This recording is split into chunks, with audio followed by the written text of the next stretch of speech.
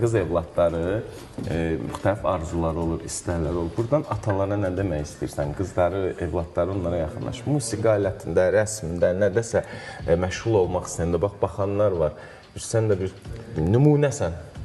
Nümunə deyəndə Suriyyənin indi ata olaraq aydın məsələdir ki, hər bir uşağın istər-istəməz istədiyi bir fəaliyyət var da həyatında, hər bir insan olduğu kimi. Yəni, hər bir adamın seçimi var. Aydın məsələdir ki, valideynlər yönəldirlər, istəyirlər ki, hər bir uşaq istəyir ki, yaxşı fəaliyyətlə məşğul olsun. Atalar, yox, qız nədir, musiqi nədir? Mən qabaqlar ola bilər ki, istər-istəməz o biraz cavan vaxtlarında ki, var idi. Yəni o indi bu bir insanın 15, 16, 17 yaşında fikirləşirsən ki, musiqidir. Yəni burada belə bir şey yoxdur. Yəni adi xanımın işləməyindən söhbət gedir və istər-istəməz zaman dəyişir, devir dəyişir və insan fikirləşir ki,